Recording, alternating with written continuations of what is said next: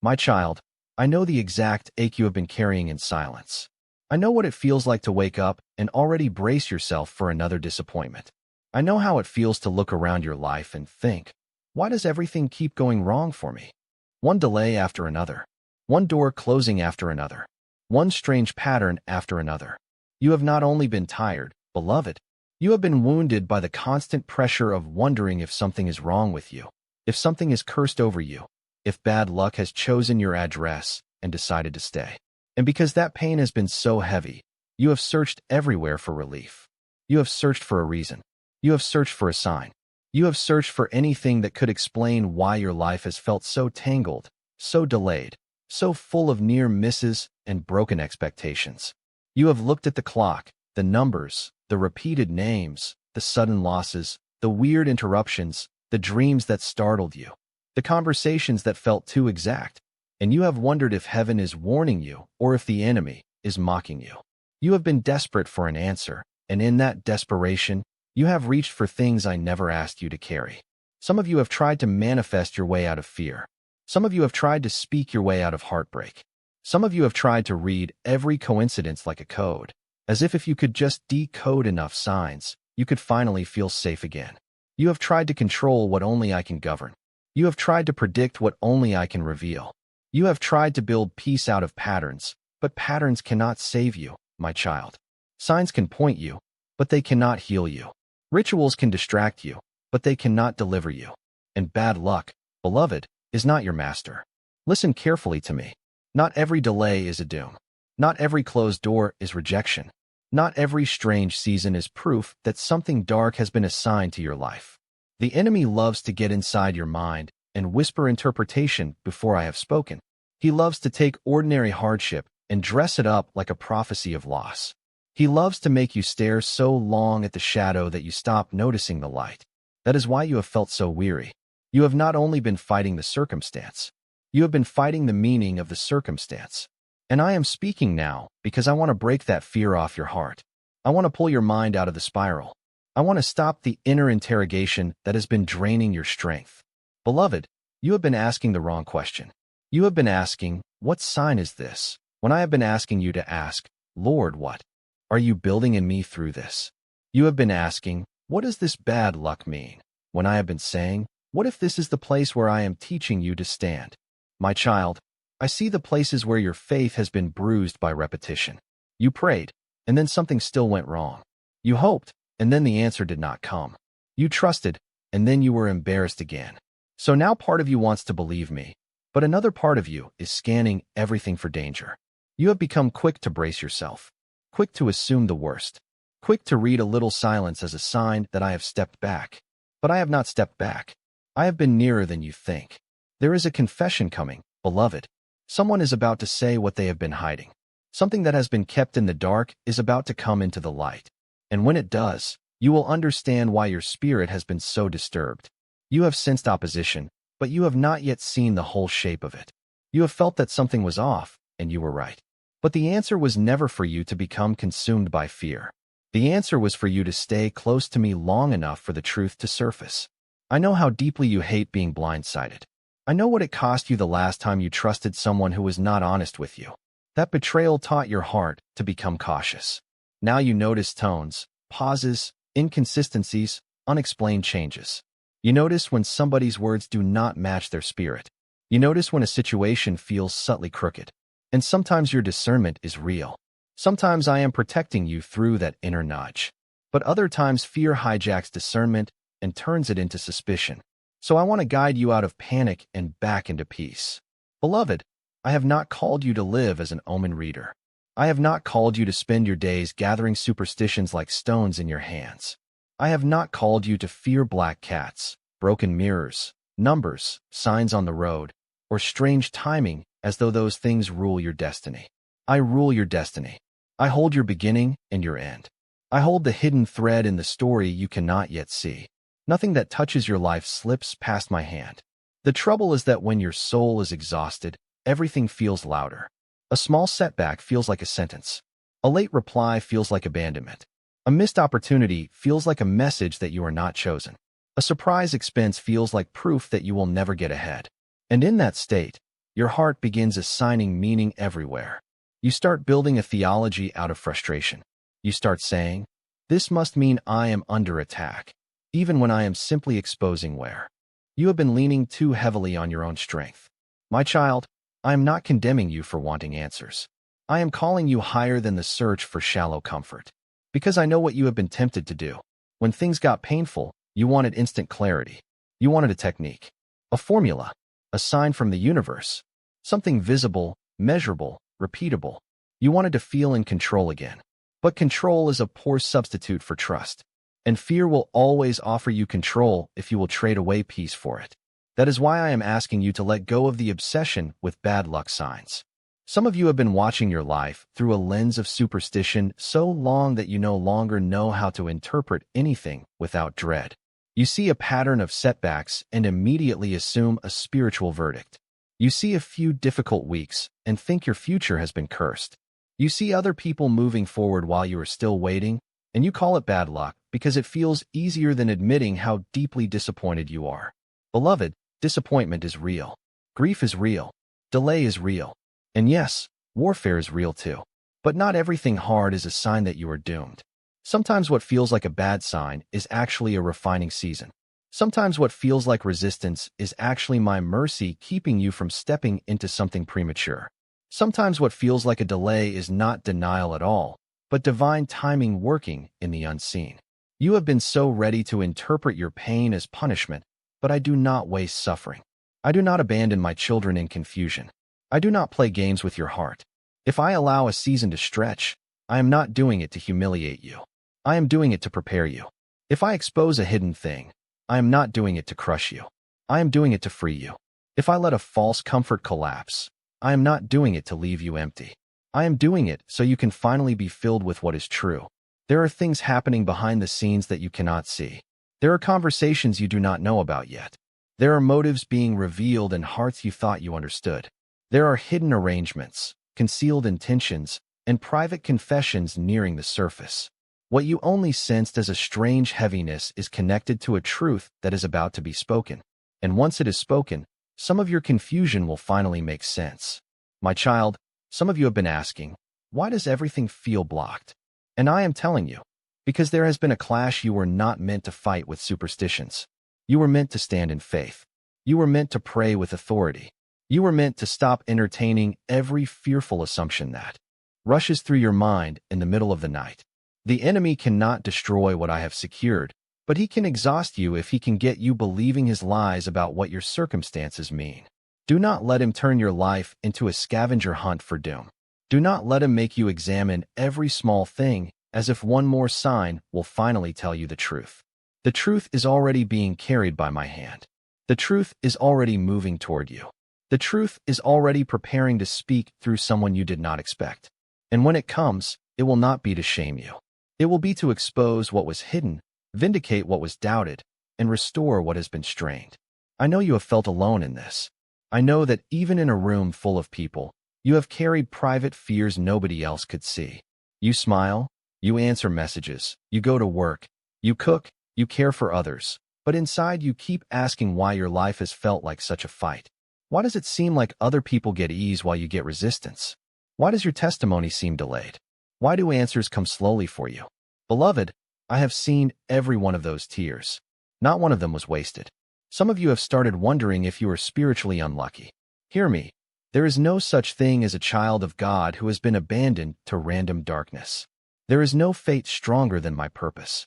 There is no curse that outranks my blessing. There is no omen that can override my voice. There is no sign stronger than the cross. And there is no darkness so deep that I cannot bring it into the light. But I do need to correct something tenderly. You have been trying to manage your life by chasing certainty instead of staying anchored in trust. You want to know every outcome before you take the next step. You want to know every motive before you open your heart. You want to know every reason before you endure the season. But faith is not built on having every answer. Faith is built on knowing who holds the answers. Beloved, if I told you now everything I am arranging, it would overwhelm you. If I showed you now every hidden thread, you would be tempted to run ahead of me. But if you will stay close, if you will keep your heart soft, if you will stop feeding fear with every passing thought, Then you will begin to discern the difference between a true warning and a false alarm. And that discernment will save you from many traps. There is someone close enough to you to know more than they have said. There is a silence that has not been innocent. There is a tension that has been pretending to be normal. There is a story that has been incomplete on purpose. And I am telling you now that the time for concealment is narrowing. Someone is about to confess something about the trouble you have been calling bad luck. They're going to reveal what they knew, what they saw, what they withheld, or what they participated in. And what they say will pull the curtain back on a chapter you have been misreading. But I want you ready when it happens. I do not want you emotionally shattered because you gave your peace away to speculation. I do not want you startled into relapse because you have spent so long feeding fear that truth now feels unbearable. My child, the reason I am speaking so directly is because I love you too much to let you keep living under a cloud of suspicion. I need you to come back to me. I need you to let me settle your nervous heart. I need you to let my voice become louder than every omen, every rumor, every anxious interpretation. The enemy has used timing against you. He has made the wrong thing happen right when you were finally hoping again. He has made you feel mocked by coincidence. He has turned your attention toward every little inconvenience so that you would miss the bigger work I am doing. But I have not missed a moment of it. I have counted the pressure. I have seen the false accusations. I have seen the subtle sabotage. I have seen the conversation you replayed over and over because something in it did not feel clean. I have seen the way your spirit tightened when certain names came up. You were not imagining everything, but you were never meant to interpret it alone. That is why I am speaking now, to gather your thoughts, to steady your heart, to stop the panic before it becomes your filter. My child, when fear becomes your filter, even blessings look suspicious. When fear becomes your filter, even silence sounds like rejection. When fear becomes your filter, even open doors feel like traps. I am breaking that filter off you now. I am bringing clarity. I am bringing peace. I am bringing truth. Some of you have been carrying shame because you thought your struggle with bad luck signs meant you were weak in faith. It does not mean you are weak. It means you have been under pressure. It means your mind has been tired. It means you have needed comfort and you went looking for it in places that could not hold you. I understand the impulse. I understand the late-night scrolling, the videos, the interpretations, the desperate hope that someone else's explanation will calm what your spirit cannot settle on its own. But only I can give you the peace that does not collapse when circumstances do. Beloved, I am calling you out of superstition and into sonship. Sons and daughters do not bow to fear. Sons and daughters listen for the Father's voice. Sons and daughters do not let every shifting thing dictate their identity. You are not the sum of your setbacks. You are not the product of your worst week. You are not marked by unlucky moments. You are marked by my hand. And yes, there is a confession coming. Yes, there is truth about to break open. Yes, what has been hidden will be exposed. But the purpose is not to make you panic. The purpose is to end the power of what has been concealed. I am not waiting to reveal it because I enjoy suspense. I am moving it into the light because light is where lies die. So take a breath, my child. Let your shoulders lower. Let your mind stop running ahead. I know how hard that is when your life has taught you to prepare for disappointment. But disappointment is not your master either. I am teaching you how to remain steady when your emotions want to spiral. I am teaching you how to wait without worshiping fear. I am teaching you how to discern without becoming obsessed. I am teaching you how to trust me when the details still look incomplete. You may not know yet who will speak. You may not know yet what exactly will be said. But I know. I have already gone before it. I have already seen the confession, the exposure, the admitting, the unexpected honesty, the unraveling of what was carefully covered.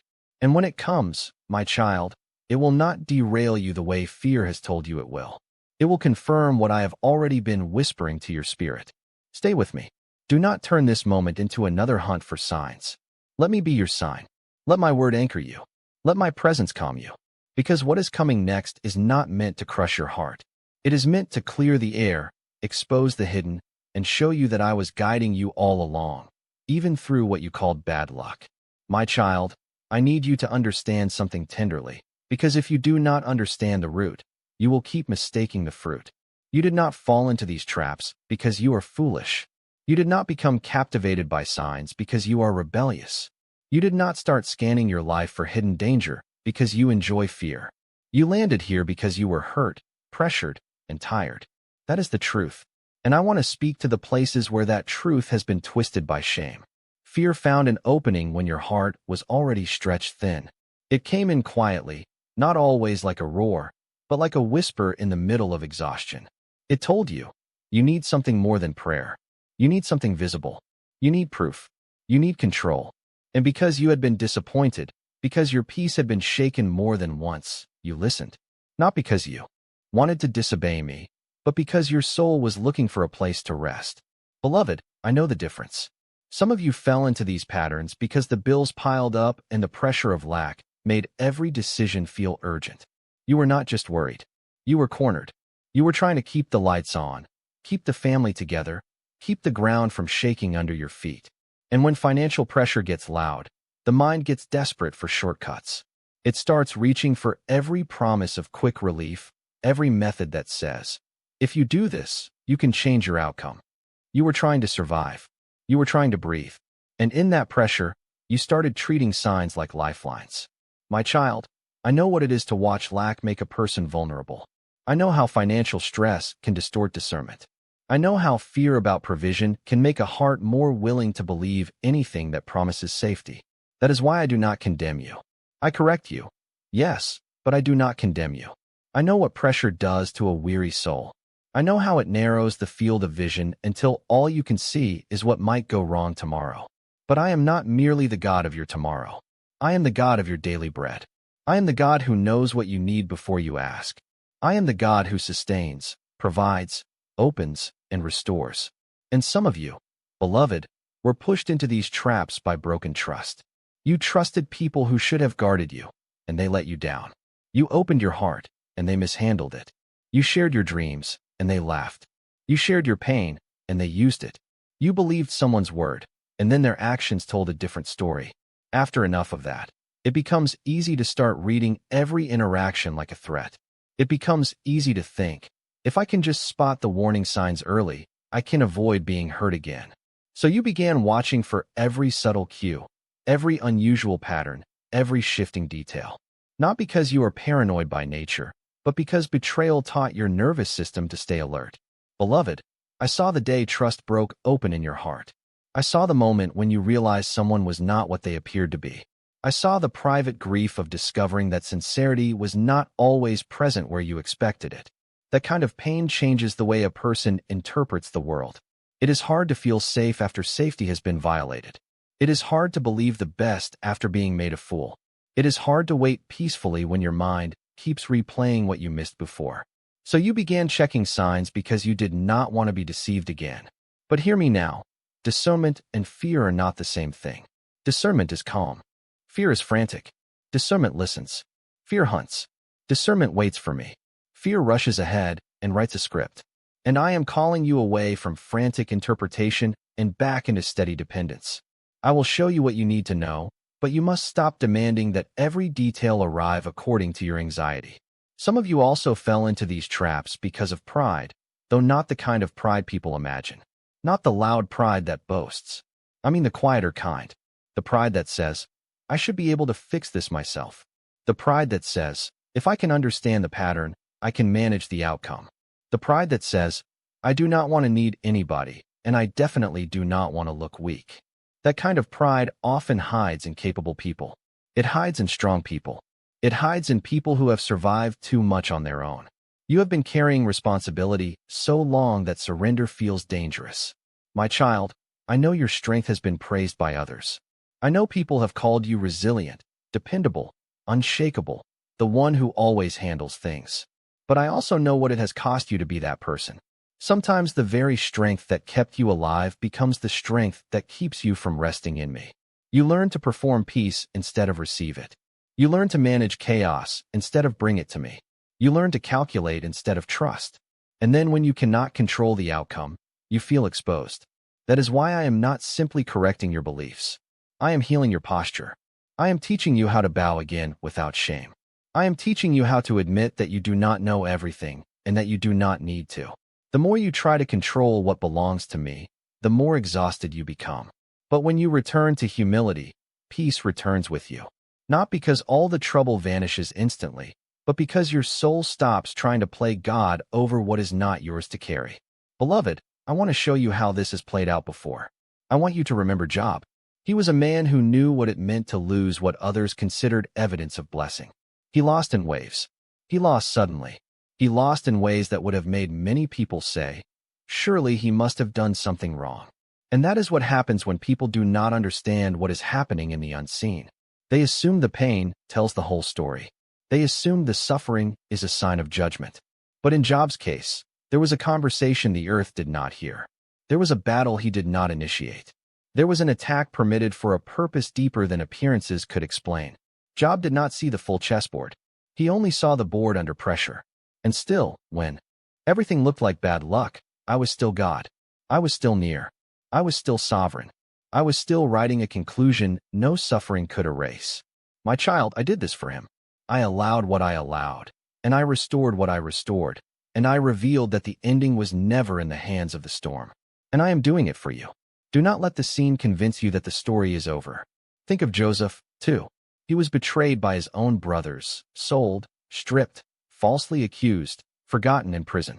If anyone had reason to think his life was marked by bad luck, it was Joseph. He had dreams from me, and then reality seemed to contradict them for years. He had promise, and then he had betrayal. He had favor, and then he had accusation. He had a gift, and then he had delay. If you had met Joseph in the pit, you might have said, this is not a blessed life. This is terrible timing. This is disaster. But I was in the pit. I was in the prison. I was in the waiting. I was in the thing that looked like loss, but was actually positioning. Beloved, Joseph did not become ruler because suffering was absent. He became ruler because I carried him through suffering without letting the suffering define him. Every closed door became part of the shaping. Every false accusation became part of the separating. Every forgotten season became part of the training. I did this for him, and I am doing it for you. What looked like bad luck was not the end of my favor. It was the road to the place where my purpose would be unmistakable. And David, my child, David knew what it was to be overlooked. He was anointed before he was appointed.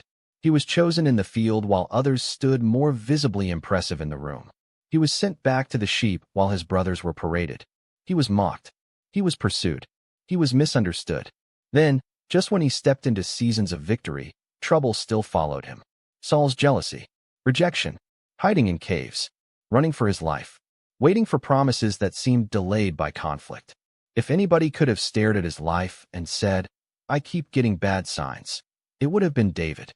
But David learned something that fear does not want you to learn. He learned to ask me, to wait on me, to inquire of me, to trust my timing even when the path was messy. He learned that opposition did not equal abandonment. He learned that a cave was not a coffin. He learned that a wilderness was not a verdict. And I taught him that because I was preparing a king in secret before I revealed him in public. My child, I did this for him, and I am doing it for you. The hidden years are not wasted when I am the one shaping them. And Moses, beloved, Moses knew about feeling unqualified, delayed, and burdened by a calling that seemed too big. He tried to rescue things in his own strength. He ran ahead. He made mistakes. Then he spent years in obscurity, tending sheep in the wilderness, far from the palace he once knew. If you had looked at Moses there, you may have assumed the best of his life was behind him. But I was not finished. I was training him in the quiet. I was teaching him dependency. I was confronting the pride that wanted to do things by force. I was preparing him for a deliverance he could never have produced alone. Beloved, I did this for him, and I am doing it for you. Do you see the pattern? What looked like delay was actually development. What looked like detour was actually preparation. What looked like rejection was actually protection from a premature platform. What looked like bad luck was a hidden mercy in work clothes. You have wanted an explanation because explanation feels like relief. But sometimes what you really need is revelation. And revelation does not always come with comfort first. Sometimes it comes with conviction. It shows you where fear got invited in. It shows you where financial pressure made you compromise your peace. It shows you where broken trust made you overread everything. It shows you where pride made you resist simple dependence on me. And yes, that can sting. But the sting is a mercy if it keeps you from living another year trapped by a lie. My child, I know how hard it is to admit that you have been leaning on things that could not hold you. I know it can feel embarrassing to say, I let fear lead me. I know it can feel humbling to confess. I got tired and started looking for answers everywhere, but to you. But humility is not humiliation. Humility is the doorway back to peace. It is the place where your hands open and your shoulders drop, and you stop pretending you can carry the universe. I am not asking you to deny what you feel. I am asking you to stop letting what you feel become your final authority. Your feelings have been loud because your life has been loud. But I am louder. My truth is stronger. My word is more stable. My promises do not shift with the weather. When I say I am with you, I am with you. When I say I am working, I am working. When I say I will expose what is hidden, I will expose it. When I say I will restore what has been stolen, I will restore it in ways that cannot be mistaken.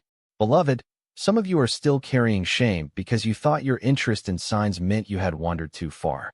But I have not turned my face away from you. I am not disgusted by your weakness. I am not threatened by your questions. I am calling you back, not away.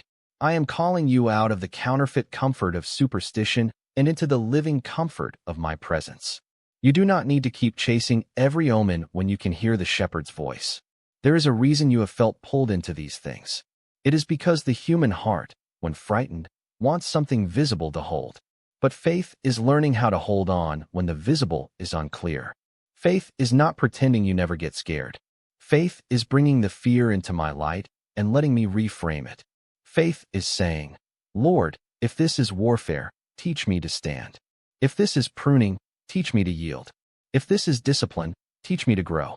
If this is delay, teach me to wait without despair. That is what I am after in you. Not a fragile spirituality that panics at every inconvenience, but a steady trust that can walk through confusion without collapsing. Some of the confusion in your life has been designed to reveal what still needs healing in you. That is not cruelty. That is mercy. Because if I heal only your circumstance and not your inner posture, you will carry the same fear into the next season. But if I heal your trust, your peace will travel with you. And yes, beloved, something is about to be confessed. Someone is nearing the edge of truth.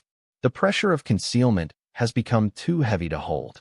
What they have hidden, what they have rationalized, what they have minimized, what they have denied, will not stay buried forever. I am already turning up the heat on the lie. I am already making the hidden thing uncomfortable in the dark. I am already arranging the moment when words can no longer be avoided. You will not be left forever guessing. But I need you to hear me very plainly. When it comes, do not let the confession become a new idol. Do not start worshiping the revelation more than the Redeemer. Do not let the exposure of one thing make you think you now understand everything. I will give you enough. I will give you what you need. I will vindicate you in the way that serves my purpose and guards your heart. And I will do it without leaving you trapped in the old dread. I know the season has made you question yourself. I know you have wondered if you were too sensitive, too slow, too trusting, too guarded, too behind, too much, or not enough. But my child, I have not made a mistake with you. Your sensitivity is not your weakness when it is surrendered to me.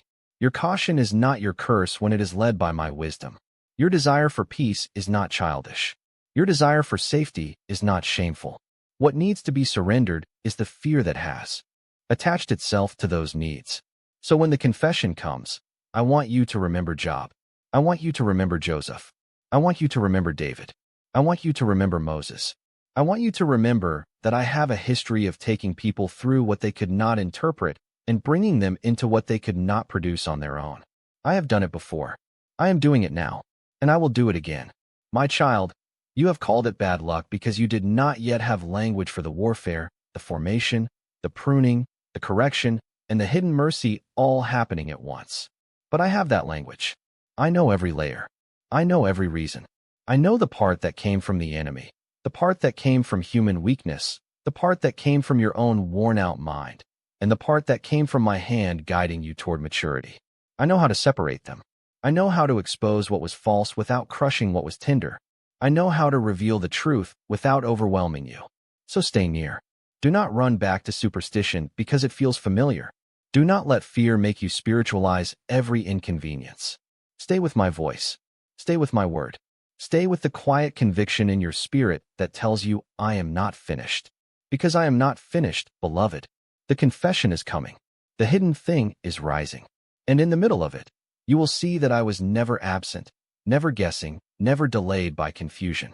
I was leading you through it all, even when it felt like bad luck, even when it felt like loss, even when it felt like silence, because I did this for them, and I am doing it for you.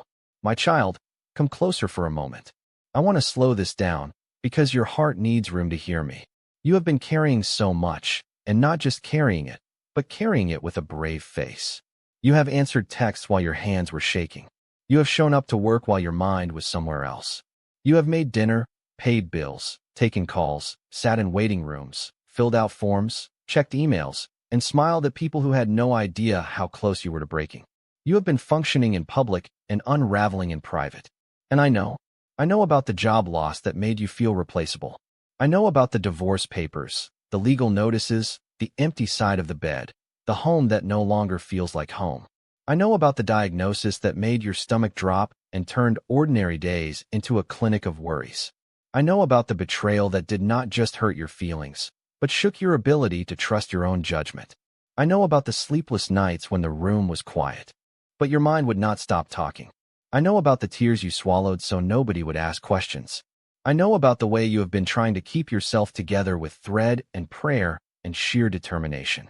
And I am not speaking to you in a general way, beloved. I am speaking to the exact place where the ache lives. The place where you wonder if your life has become a chain of unfortunate events. The place where you ask, Lord, why me? The place where you have started bracing for the next hard thing before the current one has even finished. The place where disappointment has trained your body to expect more disappointment. I am speaking to that place now. You need to know that I have not been ignoring your pain while I was preparing your answer. No, my child. I have been working in the same places where you thought nothing was happening. You thought the silence meant stagnation, but silence can be a workshop.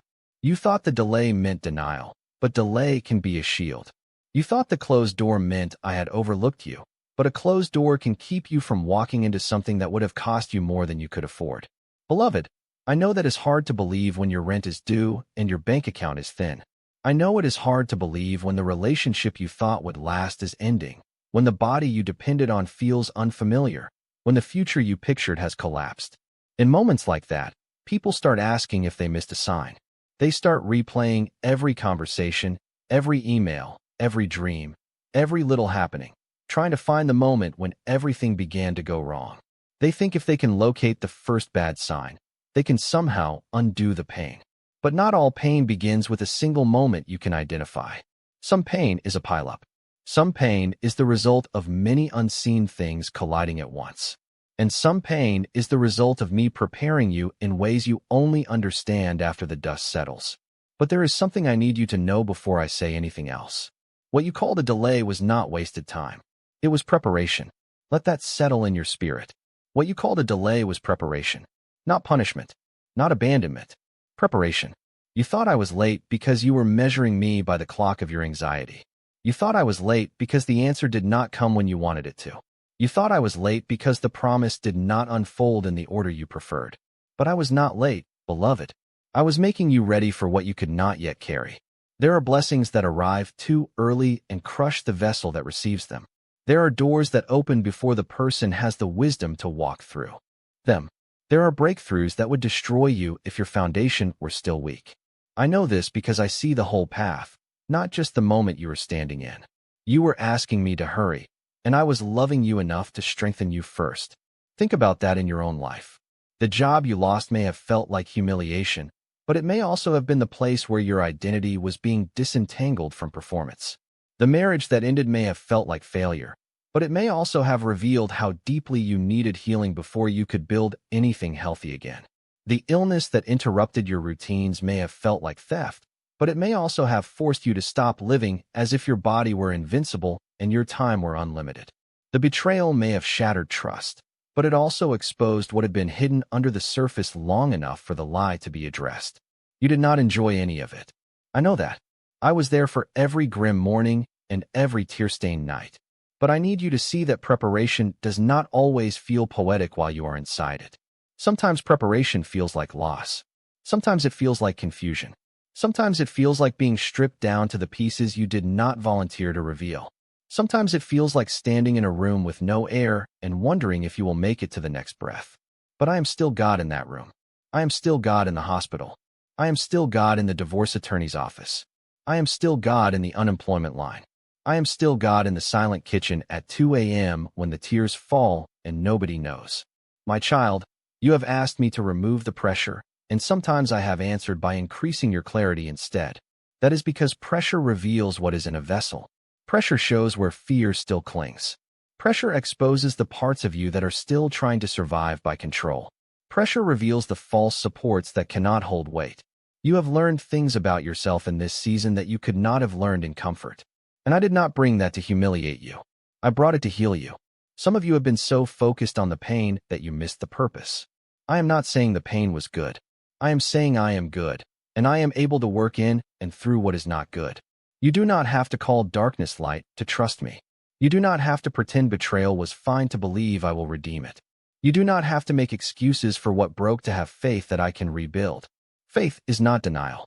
Faith is refusing to let the worst moment have the final word. There were nights when you stared at the ceiling and felt the old panic rise. You thought, what if this is how my life will always be? What if I never recover? What if I never get back what I lost? What if the people who left never admit what they did? What if I am being punished and I just don't understand why? Beloved, I heard every one of those questions, and I need you to hear my answer now.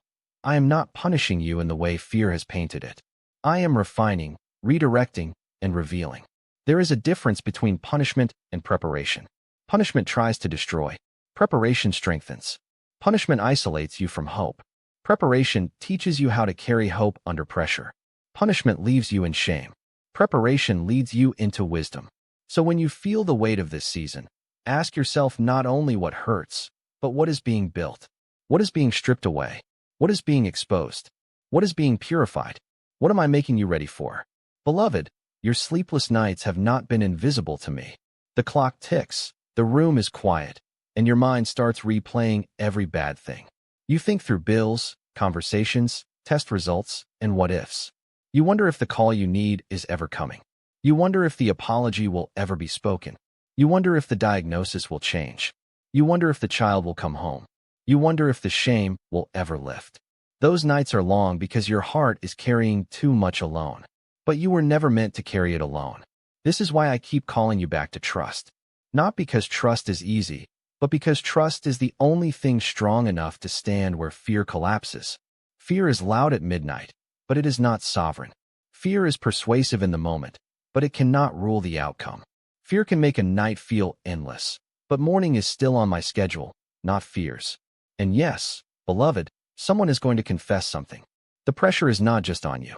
The truth is pressing on them too. Lies are heavy. Hidden motives are heavy. Private misconduct is heavy. Guilt is heavy. And eventually what has been concealed starts to press outward. That does not always happen the way people expect. Sometimes it comes in a simple conversation. Sometimes in an unexpected message. Sometimes in a moment when the person can no longer maintain the version of the story they have told. But it will come. I want you to notice something, my child. When the truth starts moving, confusion often tries to rise one last time. That is why the enemy has worked so hard to keep you emotionally saturated, spiritually tired, and mentally crowded. He knows that if he can keep you overloaded, then when the confession comes you might miss the gift hidden inside it. And the gift is this. What felt random was not random. What felt like a curse was not the end of the matter. What felt like a delay was not the absence of progress. It was preparation. Look back with me for a moment.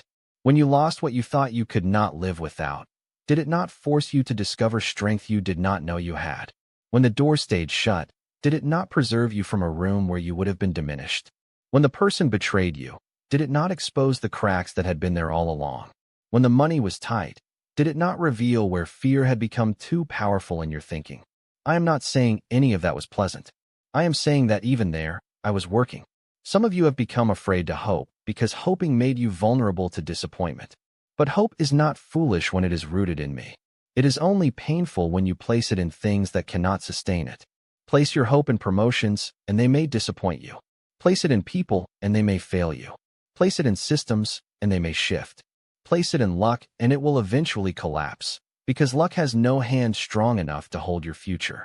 But place your hope in me, and even the valley becomes a classroom. Even the waiting becomes a womb. Even the loss becomes a doorway. Beloved, I know you have been comparing your timeline to everyone else's.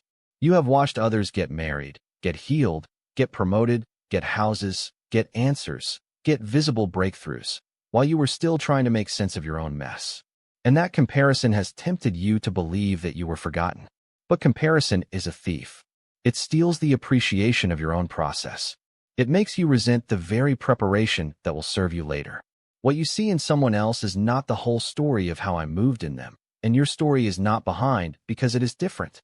My child, I did not forget Joseph in prison. I did not forget David in the cave. I did not forget Moses in the wilderness. I did not forget Job in the ashes. And I have not forgotten you in your own valley of uncertainty. The same God who was with them is with you. The same God who saw the unseen cost is seeing yours. The same God who turned hidden hardship into holy positioning is turning yours too. You may not yet feel ready for the confession, for the exposure, for the shift, but preparation has been happening in ways your fear could not measure. Every time you chose to keep praying when you wanted to give up, that was preparation. Every time you refused to harden completely, that was preparation. Every time you got back up after crying, that was preparation. Every time you asked for wisdom instead of rushing into another bad decision, that was preparation. Every time you kept loving, kept serving, kept showing up, kept trusting me through tears, that was preparation. And I need you to sit with this quietly. I have been using the very thing you feared was delaying you to strengthen the very parts of you that needed strengthening most. That is why the process felt so strange. You thought the pain was wasting you. I was building endurance. You thought the silence was abandoning you. I was teaching you to hear me beyond noise. You thought the setback was evidence that you missed your chance. I was making sure you would not enter the next season with shallow roots. Beloved, there is no wasted season in my hand. None. I know some of you are thinking, but Lord, why did it have to hurt this much? And I will be honest with you, because the things you were attached to were bigger in your heart than you realized. Sometimes I must let a false support fall so your soul can stop worshiping what cannot save you. Sometimes I must let a familiar pattern break so you will stop calling bondage normal. Sometimes I must let comfort leave so you will learn to sit under my voice alone. I do not enjoy your pain, but I will not leave you bound to what is smaller than your calling. There is something else I want you to notice. When people have been wounded, they often confuse protection with punishment. When I set boundaries around your future, you may feel the loss of the thing I removed before you feel the safety of what I preserved. That is why trust is so essential. You have to believe that my no is love, not neglect. My wait is wisdom, not abandonment. My silence is not absence. My hidden work is not inactivity. My child, preparation often happens in obscurity. Nobody claps in the training room. Nobody applauds the private surrender. Nobody sees you resisting the temptation to collapse into bitterness. Nobody sees the quiet moments when you chose not to become cruel because of what was done to you. But I saw it. I see it now.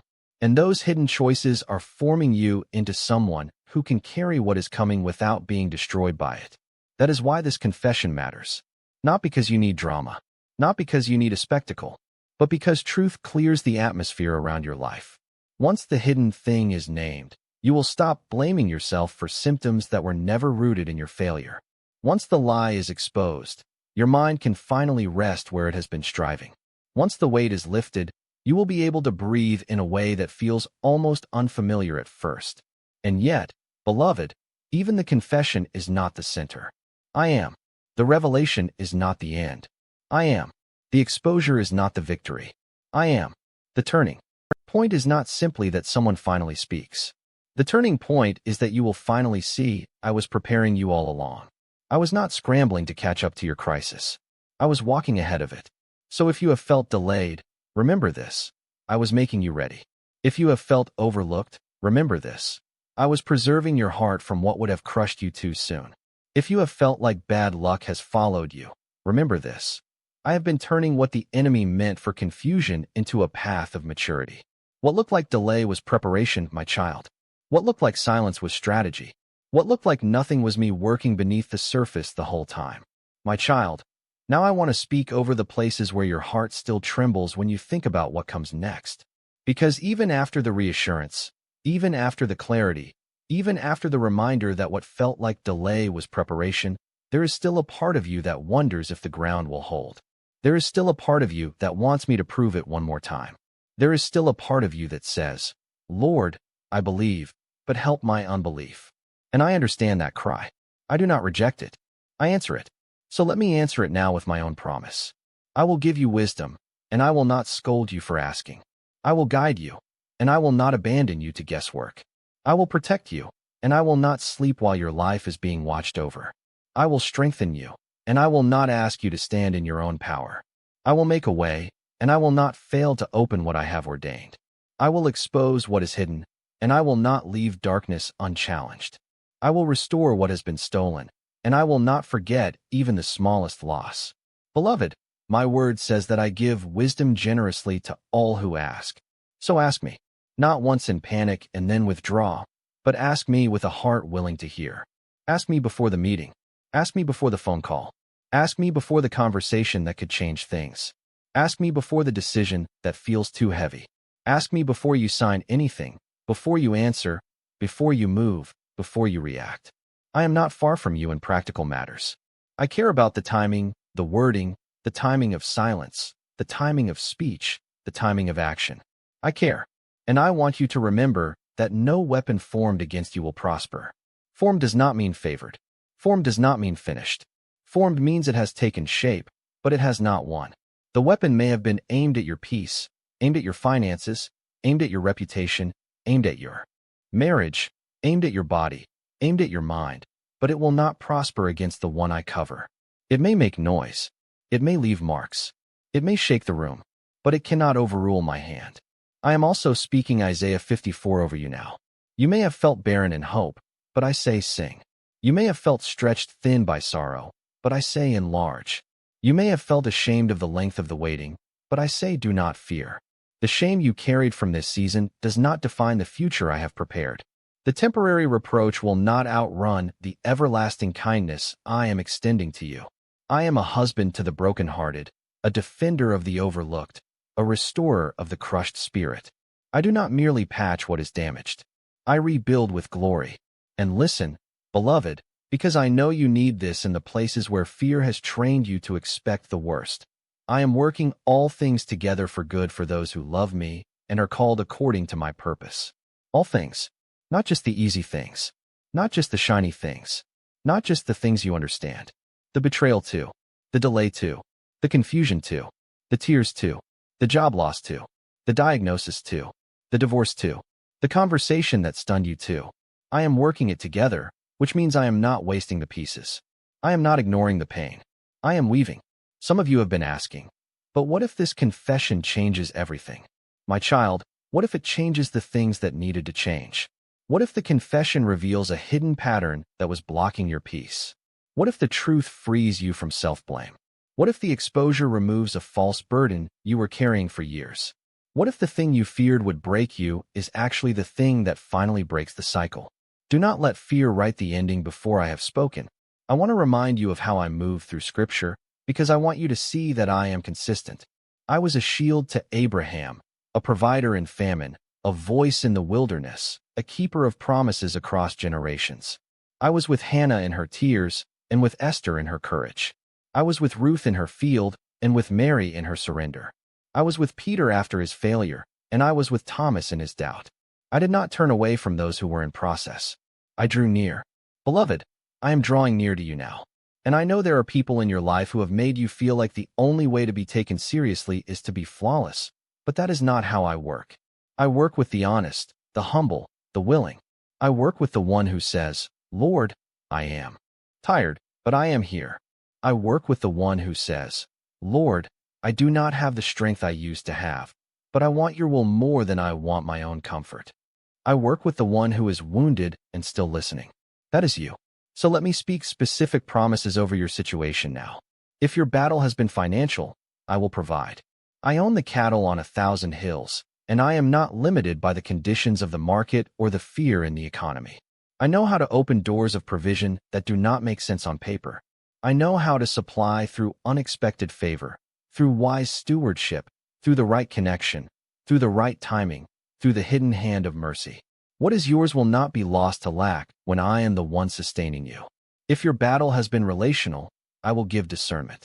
I will show you who is safe, who is sincere, who is temporary, who is sent, and who is only present for a season. I will not let your heart remain blind if you ask me to teach you. I will remove confusion where confusion has been used to manipulate you. I will reveal what needs to be seen, and I will grant you the courage to respond with peace rather than panic. If your battle has been physical, I will strengthen you. I know the private fears you have carried about your body, your diagnosis, your pain, your fatigue, your test results, your future. I am the Lord who heals. I am not intimidated by what has been named in the earth. I still speak life, order, and restoration. I still breathe hope where the report has been heavy. And even when the process is gradual, my healing hand is not absent. If your battle has been emotional, I will steady you. The sleepless nights are not your permanent address. The spirals are not your identity. The panic is not your portion. I am teaching your nervous heart how to rest again. I am teaching your mind how to come out of the loop. I am teaching you to lie down in peace, because I alone make you dwell in safety. If your battle has been spiritual, I will cover you. I see the unseen warfare. I see the assignments meant to distract, to accuse, to isolate, to make you doubt your place with me. But greater is he who is in you than he who is in the world. The darkness you have felt pressing has an expiry date. It does not get the final word over a child who belongs to me. And beloved, I want to speak one more thing before I pray, because this matters deeply. Some of you are still measuring your life by how quickly the breakthrough arrives. But my timing is not cruel, because it is slower than your demand. My timing is kind because it is exact. I do not arrive early and leave you unprepared. I do not arrive late and leave you abandoned. I arrive when the fruit is ready, when the foundation is stable, when the confession has done its work, when the exposure has served its purpose, when your heart can receive without collapse. Do you see why what felt like a delay was actually preparation? Because if the thing you wanted had come too soon, you would have entered it with old fear still in control. If the answer had arrived before the lesson, you might have used it to hide rather than heal. If the door had opened before your roots deepened, the wind would have been too much. I love you too much to build a future on shallow ground. There is another thing I need you to know. The confession that is coming is not the only thing moving. While truth is rising on one side, blessing is approaching on the other. While one hidden thing is exposed, another hidden thing is being released in your favor. While someone is finally telling the truth about what happened, I am already arranging the next step, the next door, the next provision, the next confirmation. The timing is more connected than you realize. The same God who uncovers is the same God who establishes. You may feel like you are standing in the middle of a long bridge with no easy way back and no clear view ahead. But my child, that is where trust becomes powerful. That is where you learn that you do not need to see every plank to keep walking. That is where you discover that the bridge holds because I hold it. And if I have brought you this far, I will not drop you into the water now. My child, I want to speak prophetically and gently over those bad luck signs you have feared. They are not your master. They are not your doom. They are not a decree over your life. The repeated losses, the strange interruptions, the emotional heaviness, the odd timing, the sudden setbacks, the delays that made you question everything, they do not get to define you. Some were merely the noise of a broken world. Some were resistance. Some were redirection. Some were tests of trust. Some were the mercy of my hand keeping you from what would have caused deeper harm. You were never meant to worship the signs. You were meant to walk with me. So now, before I close, I want to take you into a place of prayer where your spirit can rest and your heart can receive. I want you to hear this as if I am placing both hands on your weary shoulders and speaking directly into the places where you have been afraid to hope again. My child, I see you. I see every tear you cried when nobody was around. I see the bills spread across the table. I see the messages you reread because you needed to understand what had changed. I see the nights you lay awake staring into the dark, trying to decide whether to keep trusting or shut your heart down completely. I see the fear that came when your body hurt, the grief that came when your plans collapsed, the loneliness that came when the person you expected to stand with you stepped away. I see all of it, and I am not overlooking you. I am not careless with your pain. I am not late to your story. I am present in it. So hear me now, and let these words sink deep. I am giving you wisdom for every conversation that matters. I am giving you clarity where confusion has clouded your judgment. I am giving you strength where you have felt too weak to carry one more day. I am giving you discernment where deception has tried to settle in.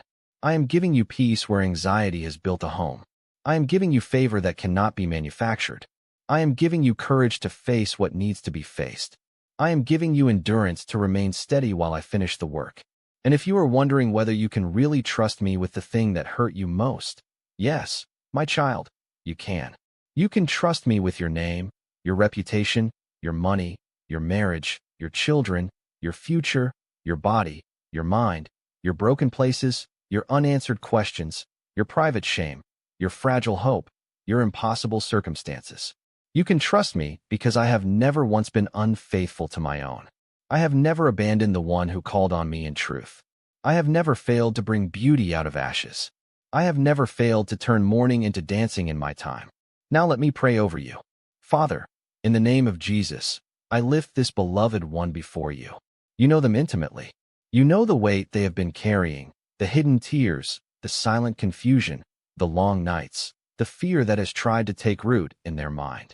I ask you now to send your peace like a river into every dry and anxious place. Let your presence settle over them. Let your voice be louder than every accusing thought. Let your truth penetrate every lie that has been spoken over their future. Lord, I pray for wisdom, not shallow advice, not human cleverness, but heaven-born discernment. Teach them when to speak and when to be still. Teach them who to trust and who to keep at a distance. Teach them how to make decisions without panic. Teach them how to recognize your hand in the ordinary and the extraordinary. Give them a spirit that knows how to ask, listen, wait, and obey. Where they have been confused, bring clarity. Where they have been rushed, bring restraint. Where they have been indecisive, bring peace to choose. I pray for protection over their mind. Guard them from spirals in the night. Guard them from superstition that masquerades as wisdom. Guard them from fear that keeps rewriting their story. Guard them from every assignment of the enemy meant to wear them down through anxiety, accusation, and dread. Let the peace of God, which surpasses all understanding, guard their heart and mind in Christ Jesus. Surround them with your angels. Place a hedge around their home, their body, their children, their transportation, their finances, and their relationships. Father, I pray for protection over their body. Strengthen what is weak. Heal what is hurting. Touch what has been diagnosed. Renew what has been depleted. Restore energy to the tired. Bring order to what feels chaotic. Let every system, every cell, every organ, every unseen place receive the touch of your life-giving hand. Where there is pain, let there be relief. Where there is fear, let there be faith. Where there is uncertainty, let there be calm expectation that you are still working. I pray for protection over their relationships. Expose what is false without harming what is true. Separate confusion from covenant. Separate manipulation from love. Separate performance from sincerity. Heal the wounds that betrayal left behind. If there are conversations that need to happen, prepare both hearts. If there are apologies that need to be spoken, convict with mercy. If there are boundaries that need to be formed, give them courage to keep them. If there are people who need to leave, let their departure be peaceful and clear. If there are people who need to stay, let honesty and grace deepen what is right. Father, I pray for their finances. You know the pressure, the overdue notices, the debt, the uncertainty, the fear about tomorrow. I ask you to open provision in ways only you can. Provide jobs, contracts, clients, favor, strategy, stewardship, and peace. Cancel the power of fear that says there will never be enough. Teach them to manage what they have with wisdom and confidence. Bring unexpected help where they have been running low. Let your provision testify that you are El Shaddai, more than enough. I pray for courage. When the confession comes, give them courage to hear what needs to be heard without collapsing into old fear. When truth is exposed, give them courage to stand in the light. When the next step appears, give them courage to move forward. When they are tempted to retreat into old habits, give them courage to remain with you. When the enemy whispers that they are still unlucky, remind them that they are chosen, covered, and called. I pray for breakthrough. Break the cycle of dread. Break the habit of expecting disaster. Break the bondage of superstition. Break the grip of lies that have attached themselves to their identity. Break the pattern of repeated disappointment that has trained them to fear hope. Break the power of the past to interpret the future. Break. Open the doors that have been shut for too long. Let the confession, the exposure, the correction, and the revelation all work together to usher them into a season of clarity and forward movement. Father, I pray for healing from broken trust. Where someone used their vulnerability against them, heal that wound. Where words were used to manipulate, heal that wound. Where promises were broken, heal that wound. Where they were made to feel foolish for believing, heal that wound. Restore their ability to discern without suspicion. Restore their ability to love without fear. Restore their ability to rest without scanning the horizon for danger. And Lord, I pray for their spirit to remember who you are. When they wake in the night, remind them you are still there. When they sit at the table looking at bills or bad news or unanswered messages, remind them you are still there. When they are in the doctor's office, the courtroom, the workplace, the waiting room, or the empty house, remind them you are still there. Let them sense your nearness in a way that quiets the storm inside them. My child, I pray that you would not only survive this season, but be transformed by it. I pray that what tried to break you would instead become the place where your roots went deeper. I pray that the delay you resented would be the very thing you later thank me for. I pray that the confession would bring relief, not ruin. I pray that the truth would bring freedom, not despair. I pray that the exposure would lead to healing, not humiliation. I pray that every step ahead would be ordered, covered, and filled with my grace. And I pray this final thing over you, beloved, that you would stop measuring yourself by the bad luck signs of your past and start recognizing the fingerprints of my faithfulness. I have been with you in the pit, in the prison, in the palace, in the wilderness, in the valley, in the waiting, in the storm, in the silence, in the tears, and in the turning. I am with you now. I will be with you tomorrow. I will be with you in the confession. I will be with you in the revelation. I will be with you in the after. So stand in peace.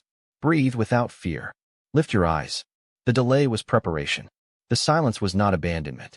The hidden thing is coming into the light. And the next chapter will not be written by bad luck, but by my hand. My child, you are covered, you are chosen, and you are closer than you think.